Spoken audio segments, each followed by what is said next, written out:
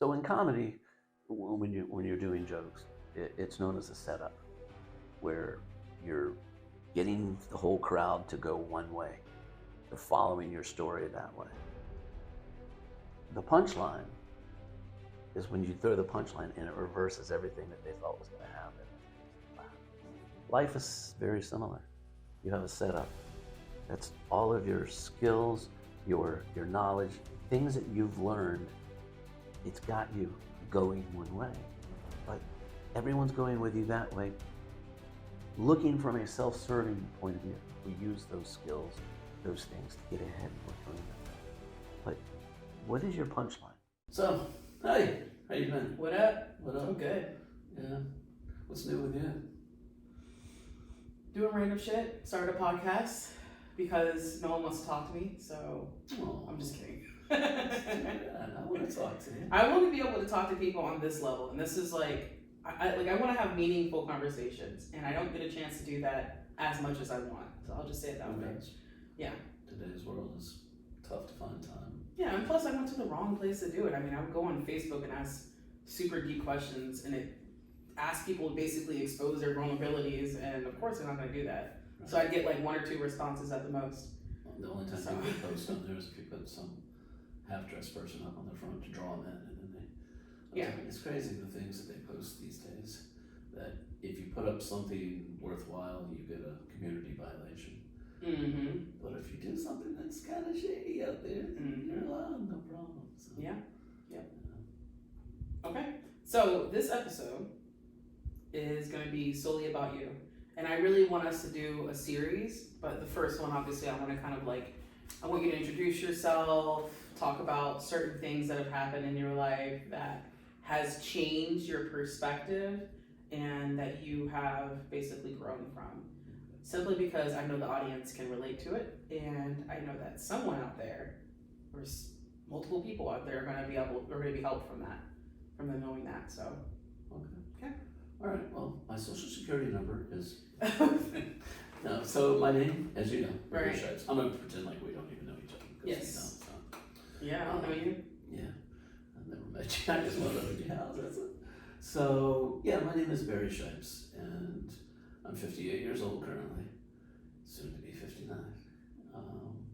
Was born in Florida, raised in Florida, went in the military early, got out of the military, came back to Florida, decided it was God's waiting room, didn't have enough activity, and went to New York State in 1991 and stayed there for 28 years. And have returned home. Prodigal son has returned home to Florida in 2019. And the journey's been long, the journey's been interesting, it's been fulfilling, it's been draining, it's been very eye-opening, and overall, I give it a 9 out of a 10. And the gap in 9 and 10 is due to my own growth. I have more growth to do. You're never going to reach 10. You have to give yourself a goal and always be striving for something otherwise, I think. So, yeah, that's cool. Growing up in Florida was different because I was on the lower end of the economic scale due to the times. My parents were both very loving in their own way, and we had disconnects in our own ways too. I'm sure most families have that in some degree. My dad worked from dark in the morning till dark at night. My mom stayed home most of the time unless she was running the roads, and I just didn't see any future there. It was just boring. Go to work at a rock mine or work construction or do something like that. When I was young, I tried it all just to see, which turns out, again, it's a life lesson. Now I can now build stuff. I know how to fix stuff. My friend says, there's a shirt that says, I know stuff, I fix things. And that's the truth of the matter. All these little things that we learn in life, they don't mean anything to us at the time. But somewhere down the road, they turn out to be the piece of knowledge that you need to get to the next level. And when they all come together at once, that's, as you know, an example of that would be Saturday mornings in my house weren't always like Saturday mornings in other people's houses. You didn't get up and if of cereal and watched a cartoon while you were eating your bowl of cereal. But my mornings would start with my dad coming in my room when he was up, after he'd gone to the bathroom and started his coffee. In reality, would come to my room, grab me by the big toe, come on boy, we got work to do. I was like, okay. So it could have been rebuilding a tractor motor, or working on a car, or putting fencing somewhere, or he would donate his time. He worked heavy equipment at mines, ran bulldozers, drag lines, all kinds of big pieces of equipment. So he would get the company to donate his services and their equipment, and we would go clear land for churches, or put in parking lots, or do things for charity in that sense. So in hindsight, those seeds were being planted in me, and I never realized it until late in life. Mm-hmm. All the things that I learned, like I said, crafts, skills. I'm very versatile. Sometimes I feel like I'm too blessed. Like, it's not fair that one guy knows how to do all this. It's not that I'm a master of all. My saying was, be a jack of all trades, a master of none. Mm-hmm. Know how to do everything. I want to be what I believe is a Renaissance man, where I know how to grow the tree, cut the tree, make a house out of it, live in it, make a business out of it. You know, just be a full circle of knowledge and get it right as you're doing it. Incorporate all the things that you love and make it a better life for yourself. You know, happiness starts then, right? There's all kinds of colloquialisms and memes out there that will, you know, tell you about it, but people don't take the time to stop and think. You came into this world alone. You are a one-man army, a one-lady army, born alone. When we die, you're going to be a one-man army, a one-lady army. You're going to leave alone. It's our journey from start to finish, but we allow life and all the surroundings to make us think we have to follow a journey that's been told to us that's appropriate for us. And I think that's where the disconnect comes with kids and learning. It's not that you can't learn, it's how you're being taught sometimes. People yelling at you and grilling you and making it difficult when you're not into something makes it hard to open your mind up. Whereas somebody comes along, speaks differently, not necessarily softer, but speaks differently and gives you a different analogy or a way of looking at the end task, what you're trying to accomplish. And these are the steps to do it. Sometimes it clicks, and what you didn't get then, you pick up eventually. And it's nice when all those things come together. As they say in the mechanics world, when you're firing on all cylinders. It's not always easy to do. It's not, because we don't know. And that's where I think, you know, having conversations with people like yourself and, you know, dabbling in the growth that we do with learning new philosophies and ways of looking at things, Dr. Wayne Dyer, that it opens your mind. And you start to realize, I'm actually pretty unique and pretty cool. You know, we hear about snowflakes, that's not the current ones, but the ones that fall from the sky. Being unique, everyone's different. We are. Every one of us is a snowflake. Yeah. So tell me about when you came to that conclusion. Like, what point in your life did it start kind of coming together for you? Every day. And I mean, I'm not blowing you off, every day. So when it really, the light flipped on was, I'm gonna say 2000. So let's separate it. Life as a whole in general, I always had the idea, good and bad, having parameters to live between. We all step outside of our comfort zones, we speed, we're not supposed to speed, so we break the rules, go outside our parameters. We might talk in church, you know, we do things that we know are wrong, we're gonna get in trouble for maybe, or could, but we still do them. That's normal. But I think that at some point a light switch goes off in your head.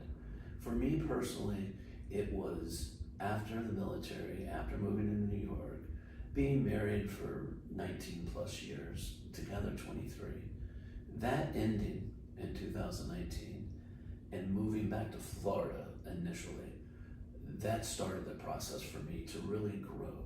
In that I was forced due to a change in life to look at things differently because I was alone again. Mm-hmm. And it was kind of like a rebirth. In that I went through a divorce, and so I had all that, what people would think of initially, and what I did initially, look at negative energy. It was all the, why me, why this happened, all woe was me. And within moments of leaving that situation, my rebirth began. Do you feel like enlightenment like that happens whenever there's something tough happens in your life for most people? I think it does if you know how to look for it. For me, it was a person that had been in my life for a while, and I didn't know it. They were an angel in reality that were there, part of my life. I was actually part of their life. Right.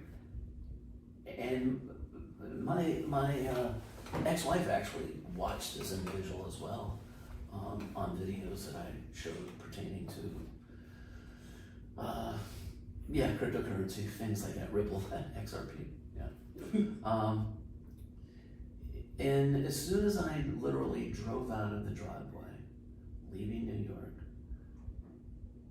hugged and kissed the ex-wife, we had our moment, we had our cry, we said our goodbyes, friends. There was no need for it to be bitter. I don't understand. I do understand why sometimes it turns bitter, but I just think it's a shame that people don't prevent it from turning bitter. Relationships don't have to end that way all the time. So I left, drove from New York into Jersey, wasn't even at the Jersey border, and my phone rang. And I'm like, it's her calling me saying, I've made a mistake, please come back. And I look, and it's not. It's the person whose life I had been in, this video influencer. And she was like, look, did you leave yet? And I said, I did.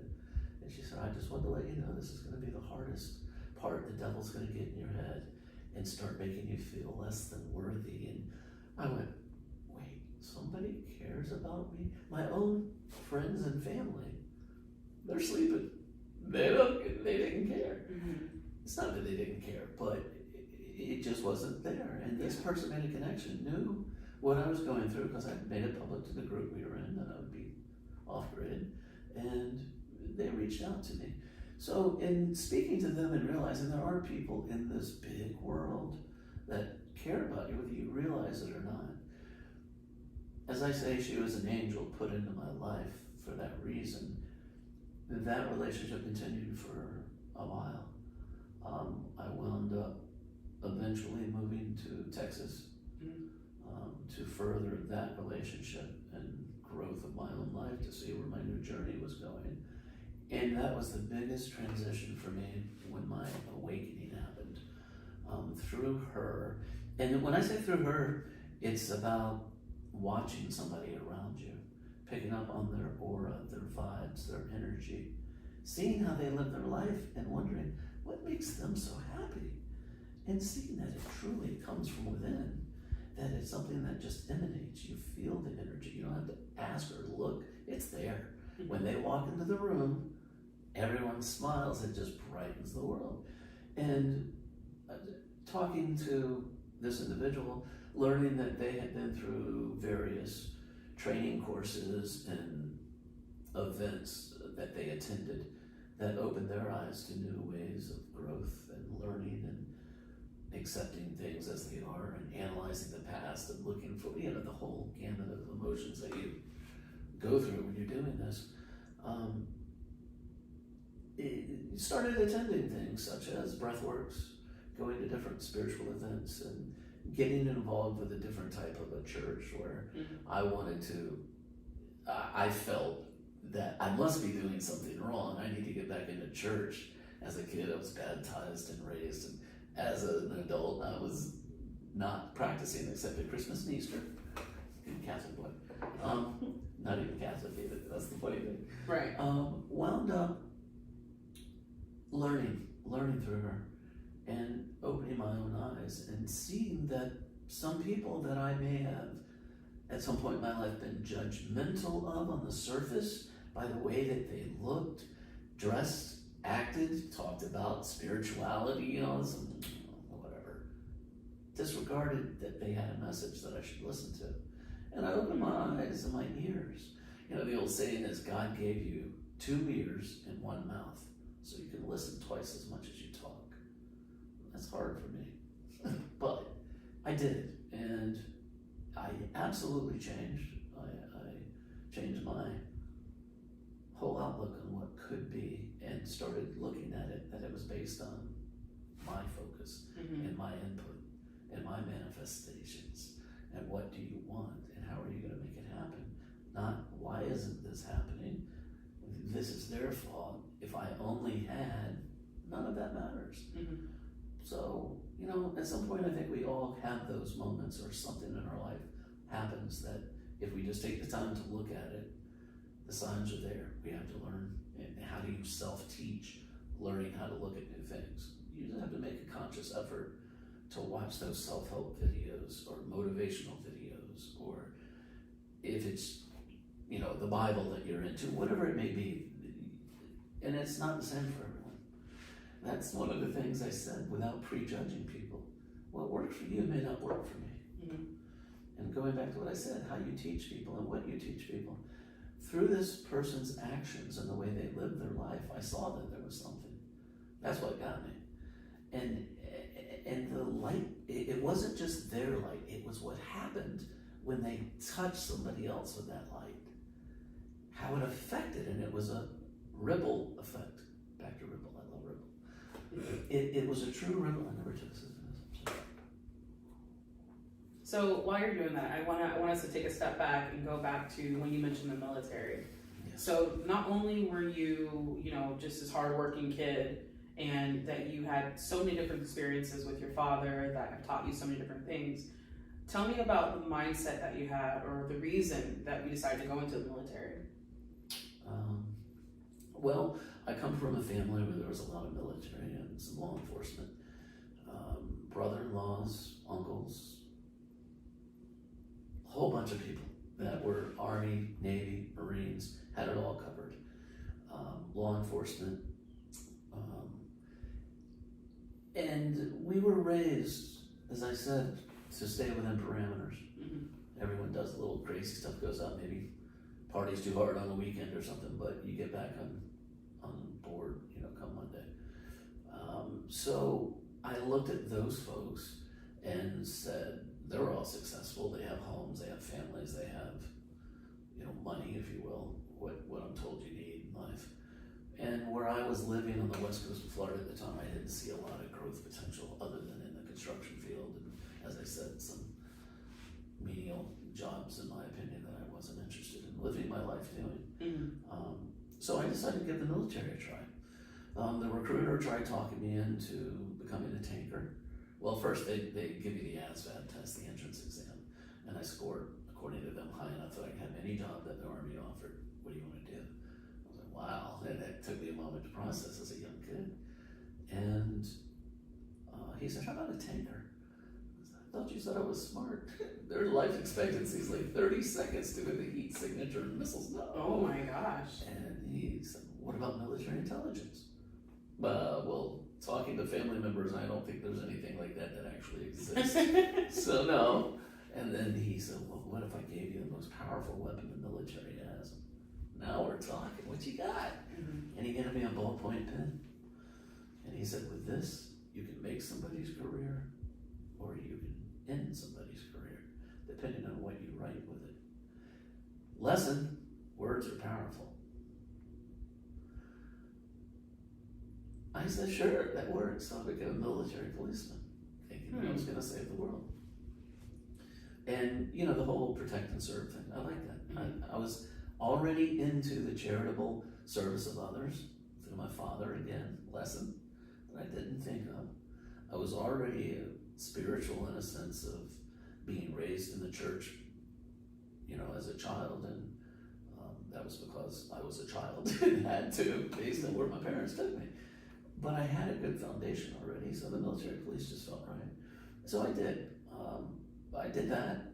I got to travel a little bit and go to Europe and come back here and stay a few places in the United States, and it was all a lesson.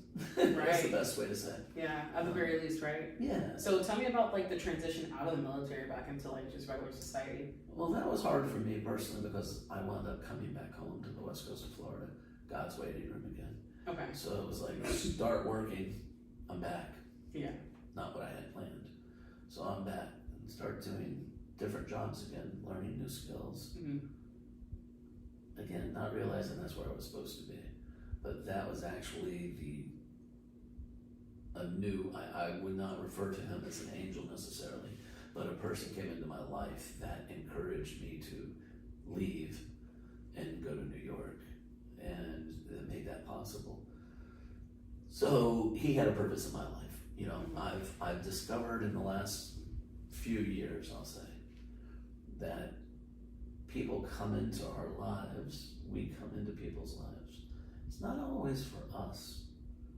Sometimes people come into our lives for them. Mm-hmm. We come into people's lives because they're getting something from us. We're looking at possibly a relationship, you know, trying to find a mate. Yeah. And you're going into it looking from a self-serving view. But in reality, just in, say, the dating atmosphere or the talking, you could say or do something that actually lights something within them. Mm-hmm. That is what they needed for their journey. Yeah, and I think it's both, to be honest with you. I feel like it's literally interchange. Exchange of energy. Exactly. And I love when you said that, or at least this is my take of it, that in certain major points of your life, there was always someone that was around that made you, exactly, that was giving you a different perspective of things and was allowing you to teach stuff to you that you learned from, at least. So I'm kind of wondering, let's fast forward a little bit here, because I know that we're kind of jumping around, but you went to the military, you're back in Florida, you know, you had 2 serious relationships. Tell me about the most recent person that has kind of changed your perspective on things. Most recent, in the last couple years. In the last couple Yeah, years. and then we'll get back to the... So I'm going to say it's not a person.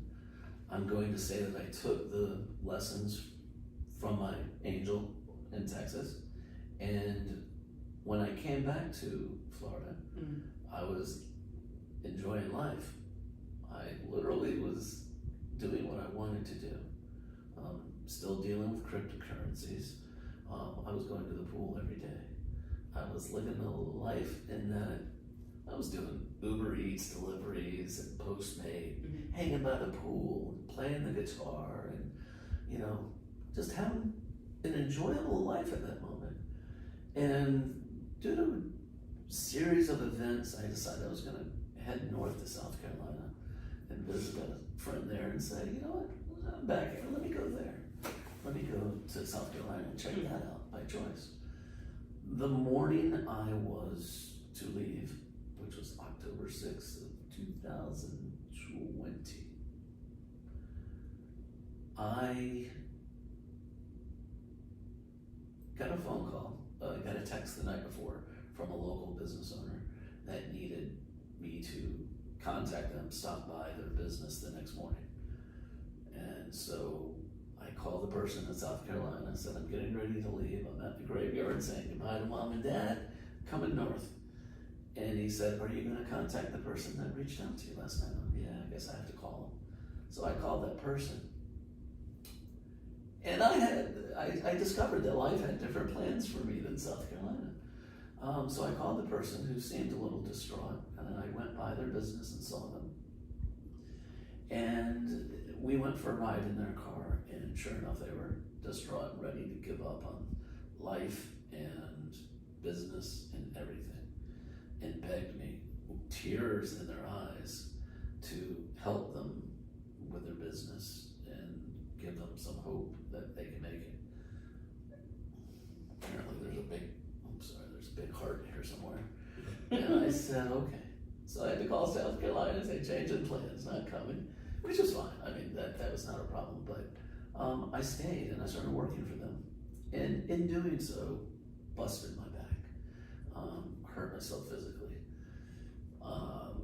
It put me down flat. I couldn't move, couldn't do anything. And over a period of months, wound up losing my house, my job, everything.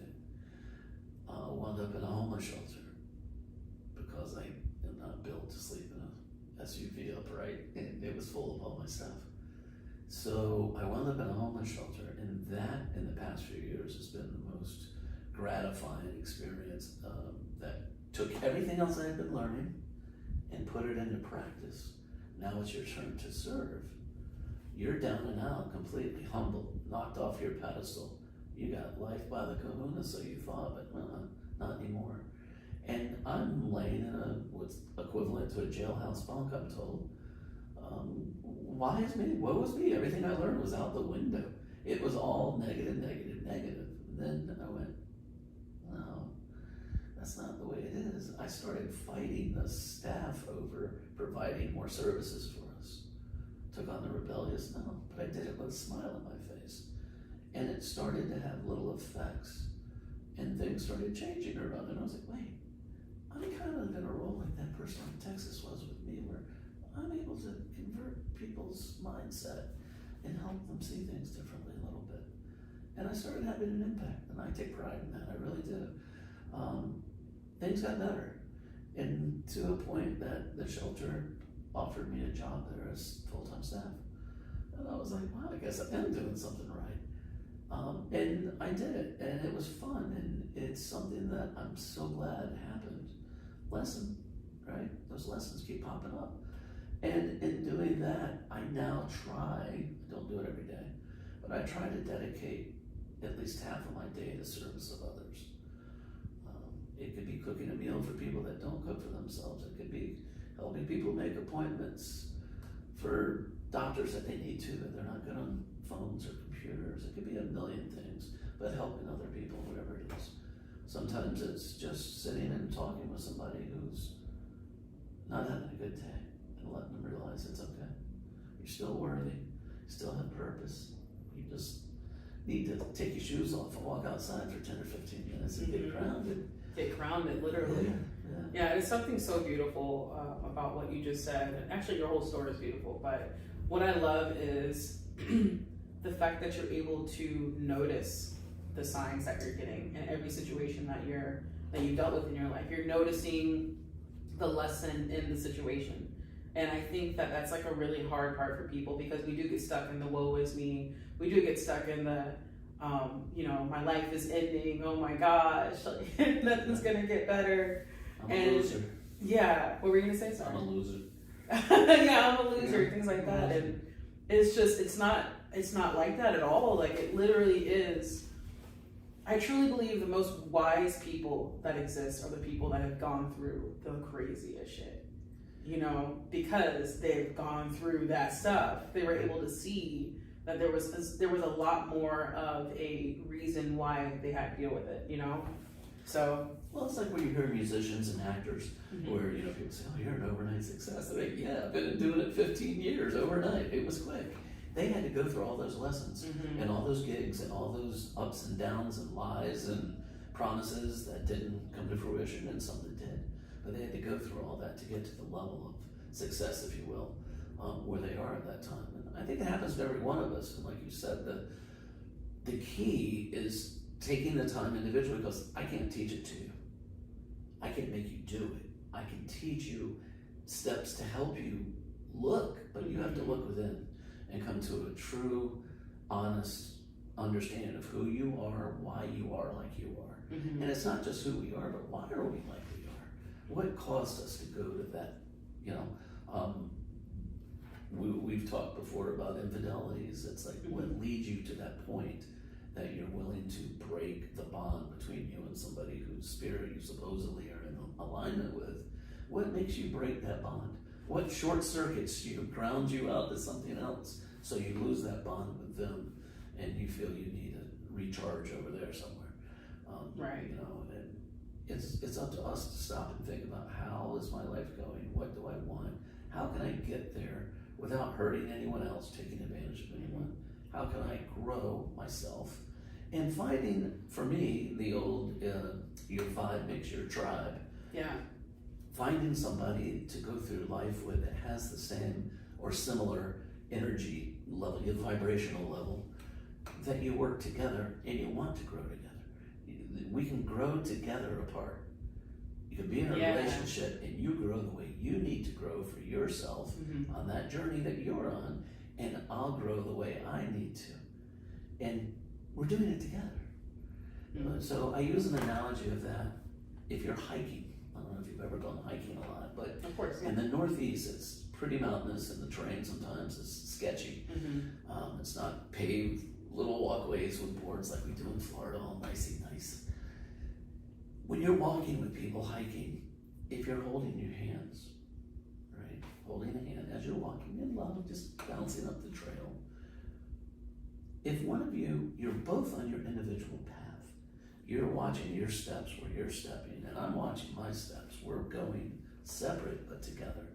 But if you have somebody holding your hand, that vibrational energy connected, if one of you were to slip and fall, it's reassuring, and it's nice to know you have somebody there to catch you. Right. And we all have that. Again, who is it around you that is your angel that you don't realize it? You know, we have so many people that are in our lives that we have a relationship with, but we just think they're friends.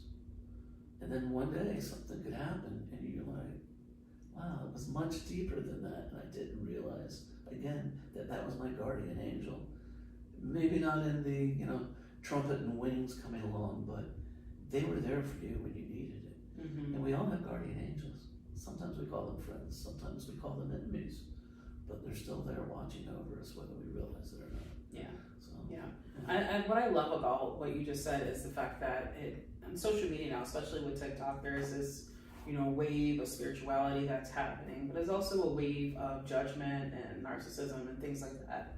So if you were to consider what you said about, learning and growing with someone, even if they are, not technically always around you or always communicating with you, you're still growing together. What I love about growing together is, in a sense, the other person doesn't have to be perfect. Neither one of you have to be perfect. You don't always have to make each other feel positive. Just being able to notice that person is also growing is enough, really. But again, going back to the whole wave in social media where everyone has to be perfect on the spiritual journey, which kind of is a contradiction of the spiritual journey, it bugs me a little bit, because it's like, yes, this friend that you've known that you grew up with, this person has done some things that aren't that great, right? So you're going to cut them off because now you're on your spiritual journey and, they're just bad and you're good now. And I just think that's not realistic. I think that they will see you grow, and just them, not necessarily, like, you don't have to hang out with them all the time, but keeping them at arm's length and allowing them to be there while seeing your spiritual journey, I think has been more beneficial than anything. And I'm not talking about abusive relationships. I'm not talking about people that are actually hurting you. I'm saying people that are, just that have been in your energy, that at once upon a time were very close to you. I feel like they're also, in a way, they could be a part of your story too, continue to be a part of your story. Everyone's a part of your story. Yeah, exactly. They're there for a reason. So being able to acknowledge the fact that they were there is important. So prior to coming back from Texas to Florida, Right. I started journaling and writing my book, if you will, the story of you. I like to use the version, the group Satsang. Satsang, I'm sorry, is how they pronounce it. I've heard of that. Yes, Satsang. Okay. And they have a song and an album actually called The Story of You. And I suggest people listen to it because the lyrics. Isn't that the song that you sent the other day? Okay, that's why. I'm spreading it. I have it tagged above the stripes on Facebook, so yeah. Oh, okay. Yeah, I have it tagged. Their lyrics are exactly what we're talking about. And it's put into a nice musical arrangement, and that is just pleasant. I definitely think, so I was writing the story of me, because all the fun things we've talked about can't begin to scratch the surface of all the fun things that lie underneath. I think I shared with you that I'd taken some DNA tests. I don't even know how to start that subject, but in doing so, discovered connections. It opens up Pandora's boxes and allows you to confirm things that you knew and question all the other things that you didn't know about. And in doing that, it took me down rabbit holes. And I've met sisters that I didn't know existed through DNA that we've connected. And when I look at them and their lives and I look at mine, we have similarities. We, like, their story is my story too, to a certain degree, but from a different view. So when I was knocked down writing with my back, I started continuing to write the story of me. And I had to turn it off for the homeless shelter portion, because I said, I'm taking in data. This is for the next chapters. You know, and you're constantly, if you really think about it, adding chapters to the story of you. It should be a never-ending story, because you're not going to be able to write the last chapter, right? I heard an interesting story. It was technically I'm going to say Indian for lack of clarity, comedian. And he was talking to an audience member who he could tell was from India as well. And in talking, the young man said that his father was Hindu, right? And they believe in reincarnation. And he said that his father's dying words were, "I'll be right back." I was blown away. I'll be right back. Now that is faith. That is faith in rewriting the ending to your story. But do you come back with the same knowledge? I've heard it said that the light we see as a baby when we come out, the reason we're crying, is that we just left that story and we're going through the portal and we remember everything and we're crying because we can't tell anyone. And now we're into a new life. And I'm like, oh, that's interesting. Wow. Do you get the goosebumps? Yeah, do you get the knowledge? And that's why children sometimes are so smart. How do you explain a child sitting down at a piano at 3 and 4 years of age playing Mozart? But there are videos out there of kids doing it. How do these kids sit there and they know more than me? They have a show who's smarter than a 5th grade. So actually, originally I would say no, because of what I've learned recently about reincarnation. But to be honest with you, maybe deep down, because we do have our higher self knows, and that's the part of us that is aware of why we're here and the purpose. Energy transfer. Exactly. Well, it's energy transfer, yes, but it's also, like, to answer your question, it's knowledge. We do remember, but it's kind of like a box you have to break into, like a secret box or Pandora's box or something, you know, where we are born and we obviously don't remember everything, but the more we learn in our life will allow that box to slowly open and allow our higher self to kind of reconnect with us in a way. That's the way I like to look at it, and it's interesting. Yeah, it's a puzzle box. Yeah, puzzle box. Lessons help you figure out different ways of it. Mm-hmm. Yeah, I mean, you know, I like to play chess. I like to play the guitar. I like to do things that challenge my mind.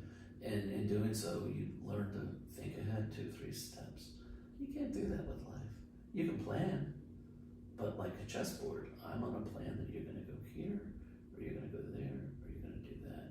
Have multiple channels of escape, if you will, right? Yeah. And that's not so much escaping, but how to deal with things. And again, once you take all the lessons in, you realize all that you're knowledgeable of, all these lessons we've learned in life. It's not so scary, because you're like, I'll survive. You know, I'm old country boy. Hank Jr. said it, a country boy will survive. There's a way, once you have the tools and the knowledge and you know, you're not going to forget how to survive. If you're hungry, you're going to figure out how to make something to eat, right? Right. You just have to stop and reflect inward. It's nice when you have conversations with people like yourself that have a higher level of energy and vibrations that get it and will share it in a way that's not, you know, we were talking about judging and I just think that people put too many preconceived notions on how their life is supposed to be. Yes. Because somebody said you should be a doctor or a lawyer or a police officer or a fireman or a nurse. That may not be what that person's drawn to. Mm-hmm. You know, it's just like with food. I always tell people talk about their kids don't like this and the kids, do you make them eat it? You know, I want them to let people eat what they want when they want, as long as it's not unhealthy. Why do you think that we look ahead so much? Even when we were kids, we're talking about what Dinosaurs. we're going to be when we get older. We're never living in now. Why do you think that is? Dinosaurs. We knew we had to get back to that cave quick. We needed to escape route. So it's in our DNA, like we just naturally. That's survival skill, I think. People say that we're the, you know, people, that the dinosaurs, we're descendants of the people eaten by the dinosaurs. I'm like, no, we're descendants of the little quick bitty dudes that got back to the cave. That's where we're the descendants. That's so true. Dead people yeah. don't reproduce.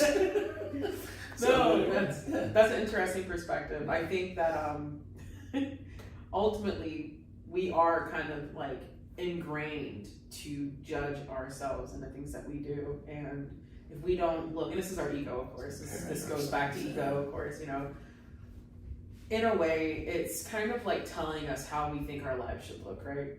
Yeah. So at what point do you still deal with that? Do you still kind of like go back and forth, or are you pretty confident that, you know, it is what it is, you're following flow, or I you're know exactly how my life is going to turn out, and that's differently than what I'm planning. So I have no doubt that it's going to change. No, I don't have a. I know what I'm positioning myself for. I'm trying to take the tools that I've learned, though, stock market, cryptocurrency, things like that, and in a very small amount, try to put some nest eggs away so that in the future, hopefully that all works out. Again, I can't really do anything about that situation. It's kind of like a lottery ticket. You buy it, you put it away and plan, hope. I can learn about crypto. I can expand the ecosystem. I can take part in the change. You know, I can be a ripple effect. I like that. You notice that, right? I can be a ripple effect because everything we do is a ripple. Right. People, so being a redneck growing up in the South, I learned to hunt and fish and do all that hippie hot stuff. Yeah. And I love it. But being out in the woods, I read a book one time, and an outdoors hunting book. It was probably a magazine, truth be told, not a book. But it talked about ripples in the woods and how when you walk into the woods, to be aware of the ripples that nature makes upon your entrance. It announces you. Nature announces you when you walk into it. And what I mean by that is, when I get out of the car and I start walking off the trail and going into the woods, birds, squirrels, animals start chirp, chirp, alerting each other that somebody's coming in there. And a ripple effect takes off. And the further you go in, the ripple spreads out. Now, you get to where you're going, to your little spot that you're set up. You sit down at the base of a tree or in your stand, and you become one with nature and you become quiet. You don't move a lot, you sit quietly, and the ripples stop. Now, when, say, a deer or a hog or whatever it is that you're out there for, when they're coming through, you learn to listen to nature. They're making ripples too. Squirrels will chatter when deer are coming by. Birds will chirp when things are getting near there. And you learn to read the ripples of nature. And it allows you to be stealthier. It allows you to be at one. I used to love, I still do, getting camouflaged head to toe, looking like, you know, a tree, and sitting down on the ground at the base of a tree, to the point where you're allowing and having chipmunks run up your leg because they don't know you're not a human. I'd scare the Jesus out of me there, and I'm sitting there with a gun across my leg, and I'm jumping from a little chipmunk, ran up my leg, thought I was part of the tree. And it's like, that's when you're like, I really am in tune with nature right now. It doesn't fear me, it's accepted me, and it's made me part of it. And it's so, like, just, cleansing. It truly, I spent so many hours on a deer stand somewhere and never killed anything other than time, but got to enjoy everything I saw. Hawks swooping down to grab a squirrel or a rabbit for lunch, squirrels chasing each other around a tree, birds taking worms back and feeding their babies in the nest. I mean, it's just beautiful stuff that goes on right there. We watch videos on TikTok and online of all these beautiful eagles swooping down, grabbing a fish and flying away with it. And it's all around us, it's free. And it's like I said, take your shoes off, go outside and walk around for 10 minutes. Doesn't matter if you're in the city, there's gotta be a patch of grass. Mm-hmm. You know, just make sure it's not the dog park. You keep your shoes it's on. the worst, I've done Keep it. your shoes on. Yeah. But yeah. So where are you right now in your life? And what's going on? Yeah, that's a good question. As I said, I'm trying to make plans for the future, knowing that it may not turn out the way I want. I'm staying busy with service to others. Not as much as I should be. In reality, I've been kind of lazy the last couple of months. And not so much lazy, but I'm in a bit of self-growth and growth in the sense of protection, where I had exposed myself in helping and serving others to what equates to negative energy. chose to pull away from that somewhat and recharge my own batteries a little bit. So I've been taking time for me, and like I said, playing the guitar more, dabbling with my art, so I can try and do something that beautiful someday. I don't see that happening. No, you will do something. No, I don't know. That's No. amazing. That is a We don't use the word try, remember? I know, but I know my limits on some things too. Oh, All my right, gosh. I do it. Yeah, you're blessed. You Thank are you. totally blessed. Thank you. That's actually going to get replaced with a Caravaggio painting. Well, I'll take it if Yeah. you want to do it. Oh, Oh. so I might give it to you. I don't know. no, stop. That's too cool. Yeah, it looks cool there. It fits in very well. Okay. So yeah, I mean, you know, for me, I don't. I here's my thing. I'm learning. I'm growing in this sense. I know if my plans, my seeds that I've planted, Mm-hmm. they're growing. Once they bear fruit, I will be able to indulge in the succulent fruit of the vine. But I plan on taking a lion's share of that fruit and making beautiful dishes and spreading with the world, feeding those that need knowledge, feeding those that need sustenance. Right. I want to create foundations that help people. Having gone through the homelessness and seeing what challenges they have, I want to create things with my newfound wealth that will enable me to not only help them up, but teach them how to stay up.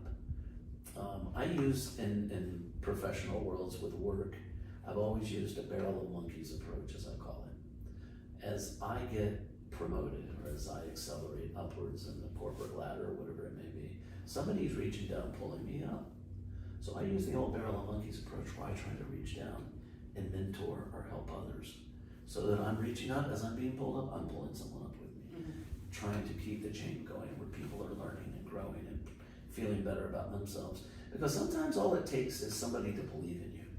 And to show you that, I believe in you, dude, here, I'm gonna help you. And when you do, they blow up 100 times bigger than you ever thought they were gonna do. You know, and you get somebody one fish and they create 100 out of it. That's pretty cool. Do you feel like serving others has kind of brought a new meaning to your life? That's been really helpful. And I think it was the meaning of my life. okay. And I didn't realize that. Due to the DNA testing, I told you it opens Pandora's boxes. Mm-hmm. I've had things happen to me from a spiritual / physical sense that have made me go, wow, there's so much going on here I'm not understanding. And in that, I'm told in a nutshell that I'm anointed. The bloodline was anointed. Okay. In that my grandmother's brother was a healer in the Appalachians. And that it's Have you looked into that? Yeah, a little bit, because so over this journey from really 2019 forward, Mm-hmm. I've been subjected to, I think I'm up to 6 now, suicidal people that somehow or another I talked to, and they didn't commit suicide, they're still with us, Mm-hmm. and have a different view on things. And in looking into this, the gift of miracles, as it's known, teaches you that sometimes your gift is not, you don't lay hands on people, you don't heal anyone. It's that you are being used as a conduit by a higher power, be it the Holy Spirit or whatever you want to believe, to help that person. They're working through you. I feel as if my anointing is helping suicidal people. I don't know why. I've never been trained as a grief counselor or what am I saying? A suicide call Mm-hmm. receptions. Hotline. Yeah. I've not been trained that way.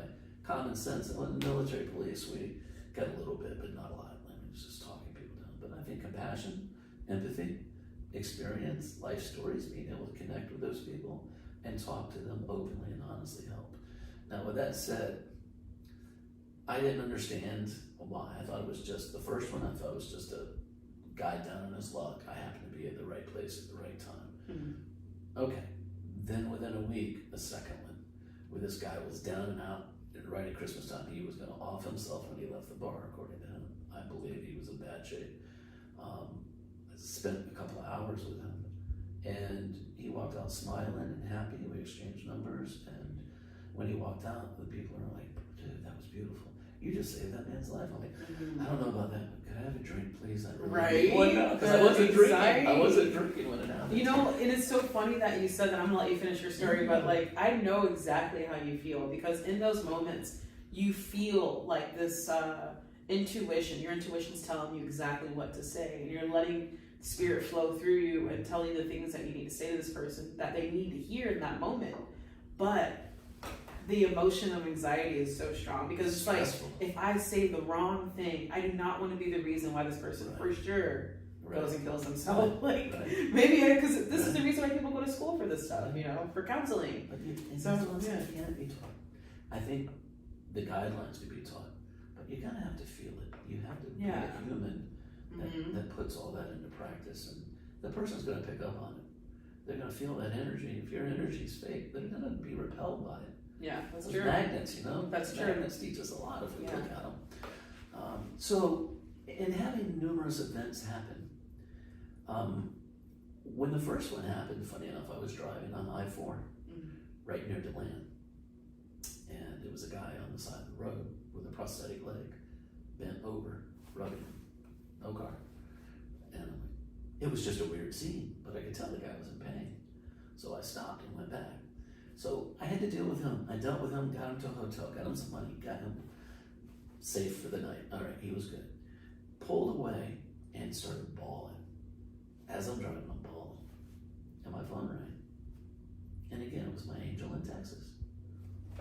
Hey, how you doing? I just felt like, I'm like, wow, like being in touch with somebody, having that connection where she felt my energy change. And I was like, wow, like I'm gonna get emotional if I don't. It was amazing, and it taught me that there are connections. So, in saying I'm anointed, the reason I say something's going on, I've laid in my bed in the last year and a half, for whatever reason, was turned upside down in my bed, feet, the head, headed feet. At the time, I had a cross over the head of my bed, and I woke up with as a movie would show you, looking down my body and seeing my spirit lift out of me. As that's happening, I'm like, I'm dying. And don't ask me why I did this. I just outstretched my arms in the shape of a cross, basically, and said, take me, I'm yours, I'm ready. I thought I was dying. At that moment, my music, which I sleep with binaural beats on loud, changed completely, stopped, and a song came on. And it was a faith-based song of a guy driving a big bus, picking up people, taking them to a homeless shelter, and helping other people. And I'm like, whoa. It was at 4:44 in the morning. I don't know if you believe in angel numbers, but I was very aware of my surroundings when everything happened. For my electronics to stop, like I was in the Bermuda Triangle, and start playing something else freaked me out. So I was like, okay, that's weird, that's weird, that's weird. So a week goes by. I go outside, hang at a local community gazebo with some people that were out barbecuing or whatever. I go to my refrigerator to get me a big old jug of sweet tea to take with me, and as I open my refrigerator, spirit tells me to reach in my crisper and take out 2 AAA batteries, bring with me. Now, this happened within a split second, but I had a 5-minute conversation with spirit about why nothing on me uses AAA batteries. Why would I take 2? Just do as I'm telling you. You need the batteries. That's, all right, fine. And I opened up a brand new package of AAA batteries, put 2 AAA batteries in my pocket. No idea why. Got my tea and went downstairs. Figured I'm just going crazy in my old age.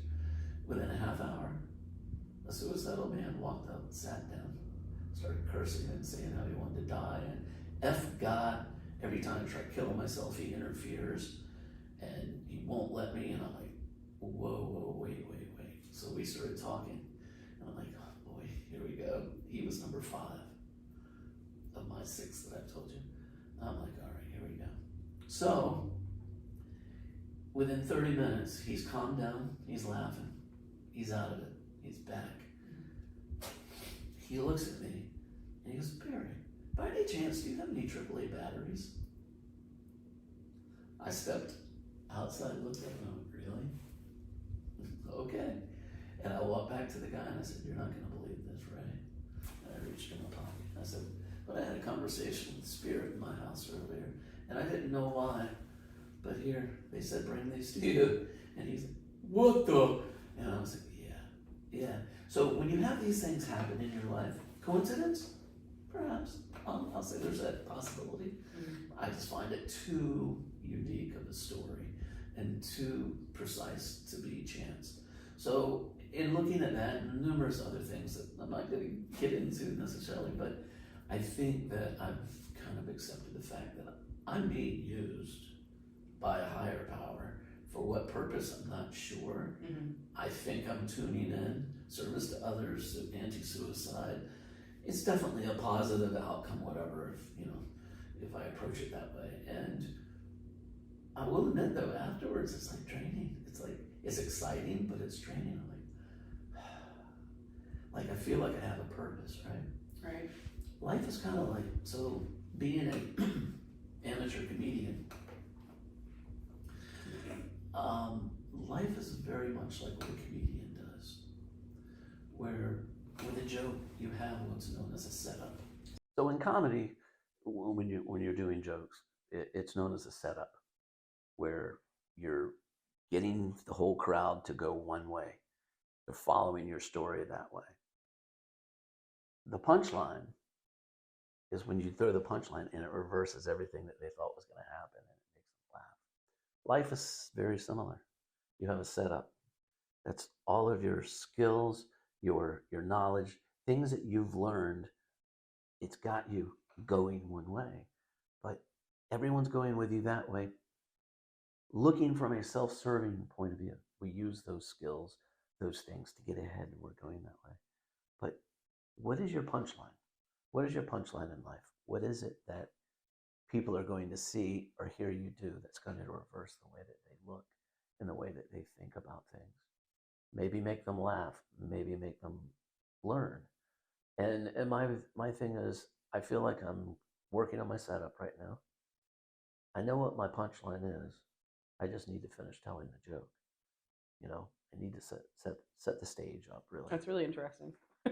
I do. I've never thought of it that way. Yeah. Yeah, because I'm relying back to the seeds I planted, and wealth being a big part of the plan that I'm referring to. You don't have to have wealth to help. Again, like I said, I try to be in service every day from my broke ass view, but. But you're doing so much, though. I'm sure you already know that. Like everything that you do that has something to do with someone else is technically being in service. It just doesn't look like how you want it to look right now. I consider myself a farmer sometimes. I mean, right. I really do love the idea and the concept of planting seeds. Right. Because it's, as a gardener, it's so fulfilling, as you know, to take seeds or a cutting or anything tiny and nurture it and feed it and love it and give it the things it needs and watch it grow.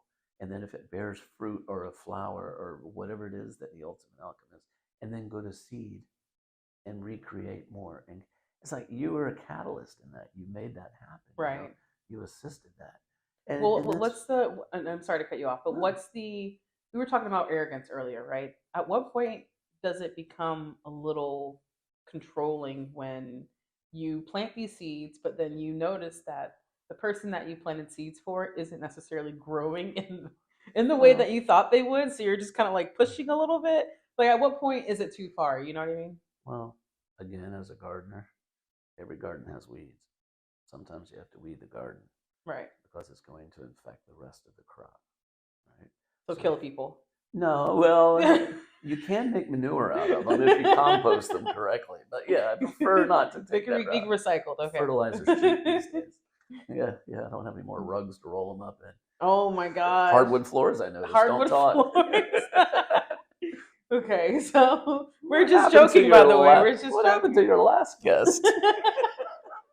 You're my first one. Yeah, that's what you tell all the people. Oh my gosh. Yeah. But I just think that for me right now it's fun because I'm working on my personal journey. I'm trying to grow. I'm trying to keep in contact with those distant energies, like you said, that you don't talk to all the time. There are people in my life that I wish I had a closer bond with now. My angel in Texas to start with, but she's on her journey. So she's running through Mexico and doing different things and building a foundation and doing what she wants to do to help the world. Good for her. From a personal view, I'm jealous. Not jealous of what she's doing. I'm jealous I don't get to talk to her more. Yeah. I don't want to be with her forever, but I want to be with her forever. Yeah, You you're know, also probably a she's little always- upset that you don't get a chance to be a part of that in a way. I don't need to be a part of what she's on right now. She's on her own journey. That's how we initially learned about each other. Was like I said, crypto. We had a journey together. Cryptocurrency. Cryptocurrency, Right. yeah. Ripple, specifically XRP. We Shameless plug. shameless play. Is that a Shiba Inu dog? I'm sorry. I looked like it's a shameless freaking plug dog number in 2. my like I don't know what's in my Right. house. But my thing is, I don't want to interject myself somewhere I'm not supposed to be. That's like short circuiting that energy that I'm talking about. So I just root for her and keep it at an arm's distance, like you said earlier. And one day, if it's meant to be, we'll cross paths again and have a big energy explosion and be happy and all that together. Right. And that's okay as long as she's cool. I'm cool. Energy explosion. Yeah. I just like pictured you guys coming together like arms and then Right. That's how I it would missed be. you. That's how it would be. I know. I prepare myself already because, like, if I open my door and they're there, I'm gonna start bawling. It's like, oh God. Yeah. And I'm that guy. I'll admit it.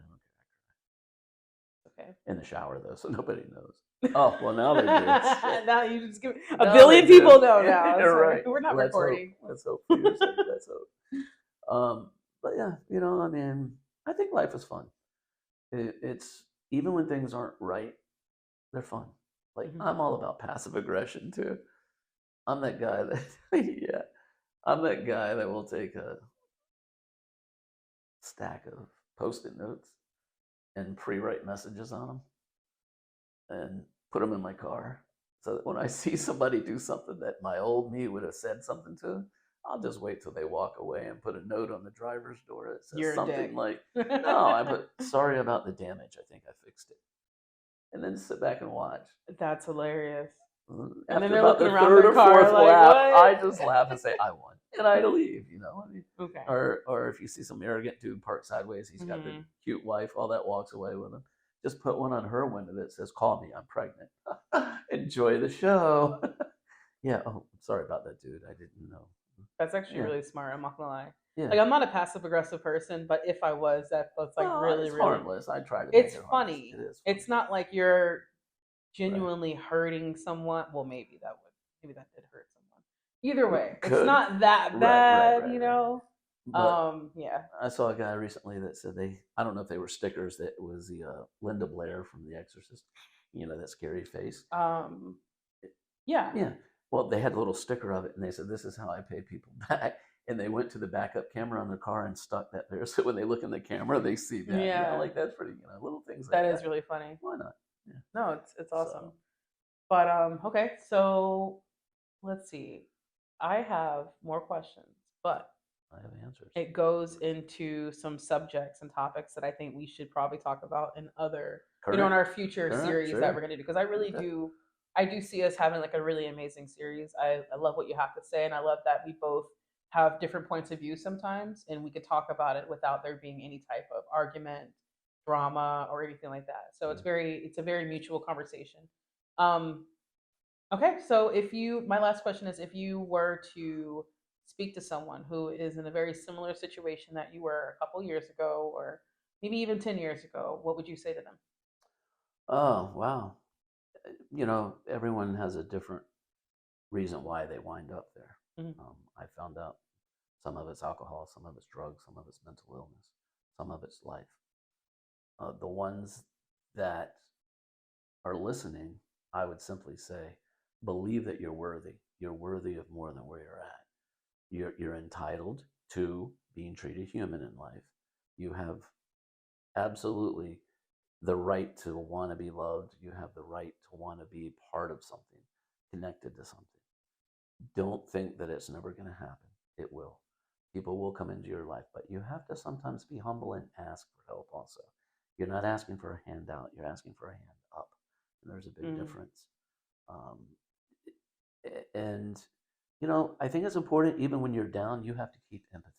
You have to look at others that are worse than you. And laying in, this homeless shelter, seeing others who I'm feeling bad for myself. I had a bad back and lost my job. Well, it got kind of bad for me because, like, I had an SUV when I went to, and I parked it across the street where I was supposed to park it. And in the middle of the night, a young man, whatever, it doesn't matter, came along and hit my car head on. Driving too fast, high, whatever, hit my car head on and totaled it. Drove it. It was quite the wreck. I got woke up in the middle of the night by staff saying, "Bring your license outside. Get your license and come outside." I'm like, "Oh no, that's what they do when the popo's coming to get you. What did I do?" And I'm thinking back, what did I do? Did I do something wrong? Like, oh my God. I walked out of the dorm into the front area where I could see out, and there are a million red lights and blue lights. And I'm like, oh my God, they sent everyone for me. Did I do something I don't remember? I was having some serious doubts about me.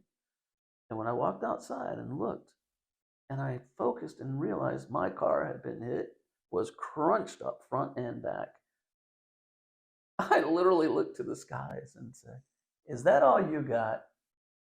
And the staff member next to me went, "Did you just say that to God?" And I'm like, "Well, I'm down and out. What else are they going to do?"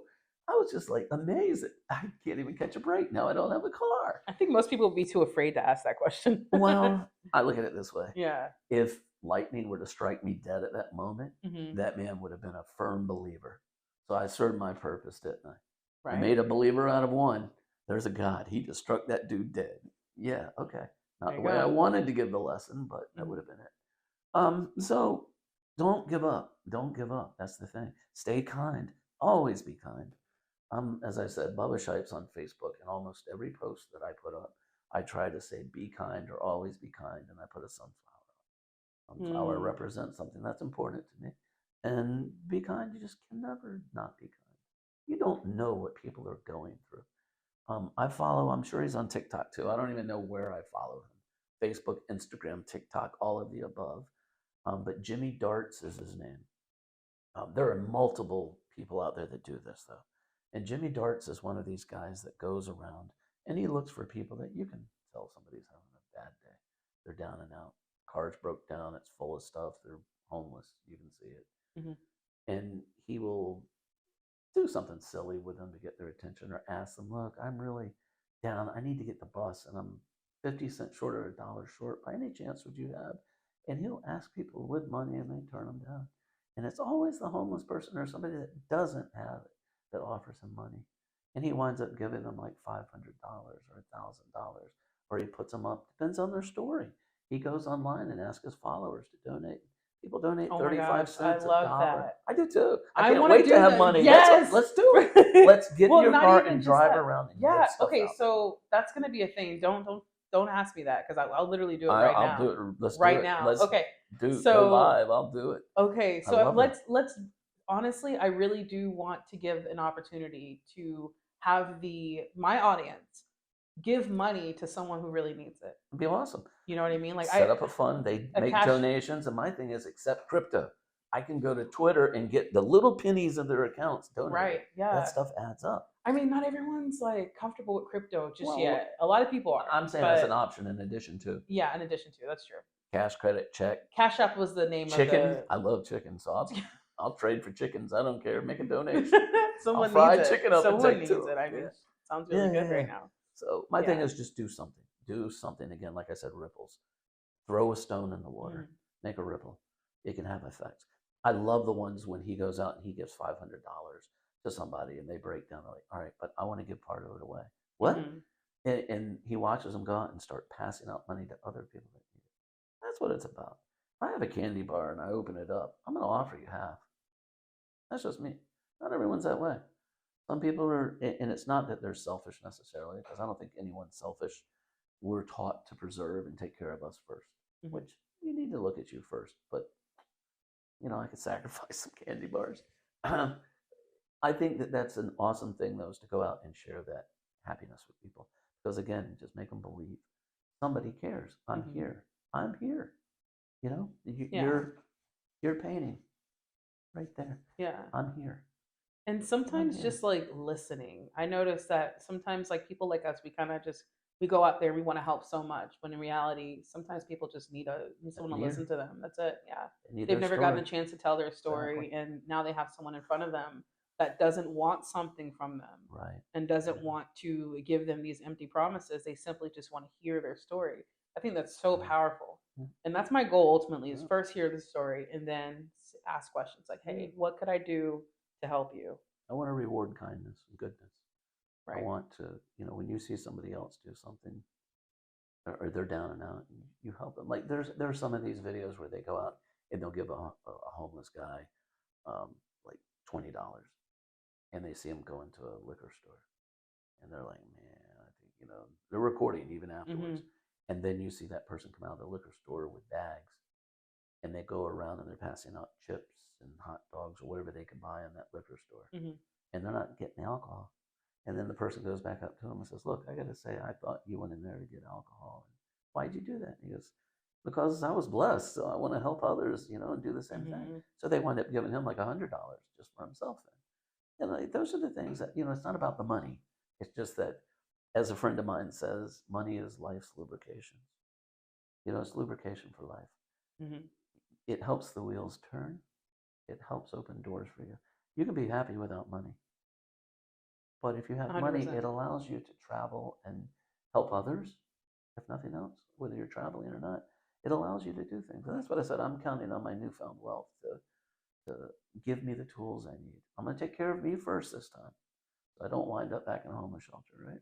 Right. Um, but after I've done that, I'm going to, like I said, I want to do foundations, something that incorporates the people. I have a business I started. I'm not going to talk about it too much, but Yeah. I'm keeping it under wraps for now. But it will be in the historic Goldsboro area if it's where I want it. Mhm. And I will incorporate people that have absolutely been down in life, that have been to jail or prison. Um, and that sounds like a crazy business model, but that's part of my business plan, is incorporating and hiring. They're not employees, they're family members. We're going to be a family, and we're going to work together, and we're going to pull together for everyone here. If you're having a bad day, let us know. It'll be worth With this business model, and this is why I love businesses that aren't very like the normal things that are out there. Do you think it's forcing you to get to know people who have been incarcerated in their life? Do you think it's giving you a different perspective of those who have been gone to jail and prison? Well, that's how I learned about it. And that's why I wanted to create the business. Oh. Yeah. Oh. So, um, Okay. learned about. Uh, I'd say I can't talk about it too much without giving it away, but Yeah. learned of things that happened in prison that people that have been to prison obviously know about, and I believe there is potential for them to want it here on the outside. It's nothing illegal. It's nothing bad. It's not anything like that. Mhm. Um, Food related. I'll just say that. All right. So when that happens, I believe that with the right marketing and the right preparations and doing it correctly, small scale, and scaling it up as it grows, and the word spreads. And this is the beautiful thing, it's going to be word of mouth.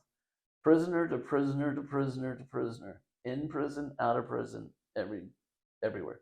If you know anything about it, you're going to know about it, and you're going to say, "Oh," even if it's that one shot deal. They want it once just for novelty. Say, "Yeah, yeah, yeah, let's do it," and they're going to buy it.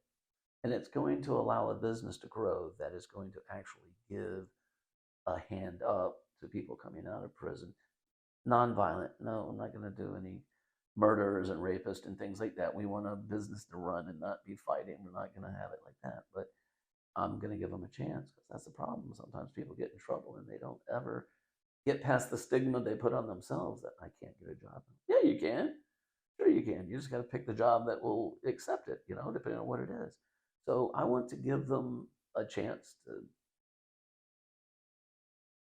day one healthcare, day one stock options in the company. So you're part owner. Take care of your business from day one. Work together to make your business better. As a family, we're all in this family together. And this is what the human race is. We're one big family. You're related to me, whether you know it or not. We may have to go backwards and trace some bloodlines, but we're related somewhere. We all are. Mhm. It's the human race, Yeah. period. We're all part of source. Getting into that. Yeah. There's a lot of source out there. Okay. Well. But yeah, the other subject you want to talk, that's what I was going to say, and I'm going to lead in, give you a segue. Okay. Is that in my personal growth and learning about how to be a better person and how to help the world, I also love going down rabbit holes, looking at things that are on the internet, the media sources people are talking about that may be of a, not necessarily a conspiracy theory, but things that make you go, what is going on there? And it's fun to look at it initially for entertainment purposes, but you do discover sometimes there's things that make you wonder what is going on in this world, which leads you into other topics about, are we, so let me ask you this. I heard a kid say it, and I think it makes sense. Have you ever considered when we dream at night that that's reality and that we are living in our dreams?